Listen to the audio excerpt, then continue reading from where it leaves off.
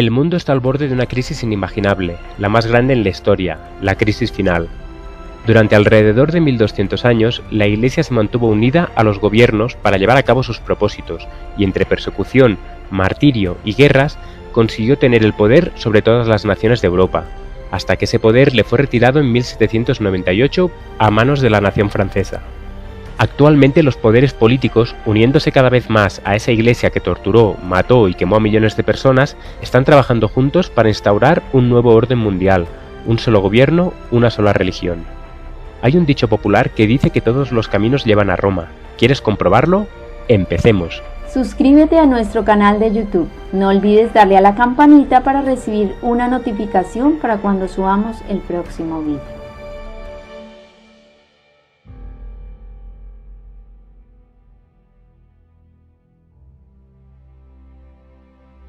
Porque vendrán días sobre ti, cuando tus enemigos te rodearán con vallado, y te sitiarán, y por todas partes te estrecharán, y te derribarán a tierra, y a tus hijos dentro de ti, y no dejarán en ti piedra sobre piedra, por cuanto no conociste el tiempo de tu visitación. Jesús, al ver de cerca la ciudad de Jerusalén, lloró, y pronunció estas palabras al saber que dicha ciudad sería arrasada. Lloraba por el fatal destino de millares en Jerusalén, por la ceguera y la dureza de corazón de aquellos a quienes había venido a bendecir y a salvar. Las súplicas del amor de Jesús habían sido despreciadas, sus consejos rechazados, sus advertencias ridiculizadas, y el único que podía librarlos de su inminente suerte fatal había sido menospreciado, abusado, rechazado y finalmente crucificado. La ciudad de Jerusalén parecía decir en su orgullo: «Estoy sentada reina, y nunca veré el duelo». Aun después de morir Jesús en la cruz por su propio pueblo, la ciudad creía estar segura de merecer aún los favores del cielo. Hagamos un poco de historia. El primer templo de Jerusalén fue construido alrededor del año 960 a.C. Después de su destrucción por parte de Nabucodonosor, el templo fue reconstruido unos 500 años antes del nacimiento de Cristo. Este segundo templo, mucho más modesto que el primero, no fue honrado con la nube de la gloria de Jehová, sino con la misma presencia viviente del Hijo de Dios.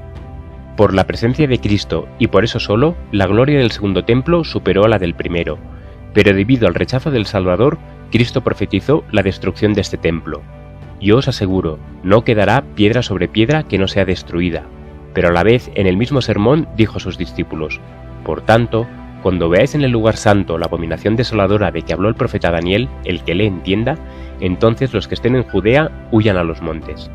Cuando los estandartes idolátricos del ejército romano fuesen clavados en suelo santo, entonces los creyentes en Cristo debían huir a un lugar seguro.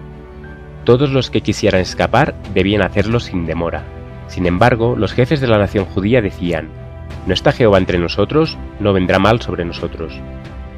Los juicios sobre la ciudad y la nación fueron aplazados casi 40 años a partir del momento en que Cristo pronunciara el castigo de Jerusalén. Este tiempo precioso que Dios dio fue mal aprovechado por los habitantes de la ciudad, y en su odio y crueldad hacia los discípulos de Jesús rechazaron el último ofrecimiento de misericordia.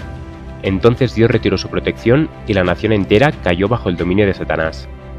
No había seguridad en ninguna parte, los padres mataban a los hijos y estos a sus padres. Los caudillos de la ciudad no tenían poder para gobernarse a sí mismos, se convertían en tiranos. En plena fiesta de los tabernáculos, los soldados romanos, al mando del general Cestio Galo, rodearon la ciudad, pero inesperadamente abandonaron el sitio cuando todo parecía favorecer un asalto inmediato. Ya estaba dada la señal prometida a los cristianos: cuando viereis a Jerusalén rodeada de ejércitos, sabed entonces que su destrucción ha llegado. Entonces los que estén en Judea huyan a los montes. Habiéndose retirado Cestio, los judíos fueron en persecución del ejército romano, y sin piedad mataron a cuantos tantos pudieron, pero no obedecieron al mandato de Jesús de huir en el momento indicado, salvo unos pocos, sino que se jactaron de su victoria sin saber lo que les sobrevendría. En el año 70 después de Cristo, el asedio a la ciudad de Jerusalén se reanudó bajo el mando de Tito. Dentro de la ciudad, millones de judíos se hallaban reunidos en la fiesta de Pascua. Entonces el pueblo judío empezó a experimentar los horrores del hambre al ser asediados y terminarse las provisiones, hasta el punto de roer los cinturones, sandalias y cubiertas de los escudos hechos de cuero.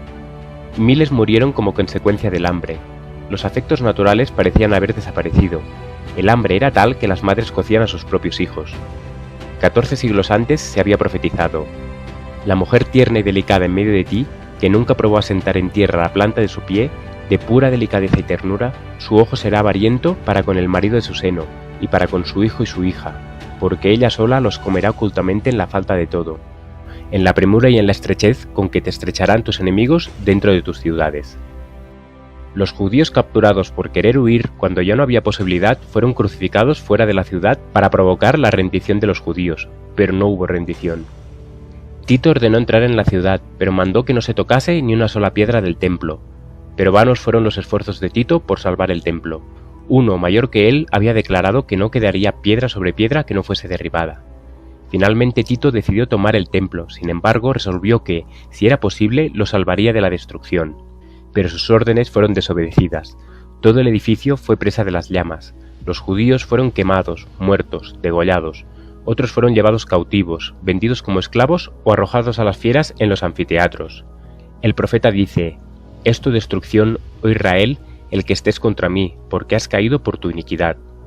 El poder restrictivo de Dios impide que el hombre caiga completamente bajo el dominio de Satanás, pero una vez la terquedad del hombre sobrepasa los límites establecidos por Dios, estos, a voluntad propia, quedan expuestos a las asechanzas del enemigo debido al rechazo de Dios y su protección.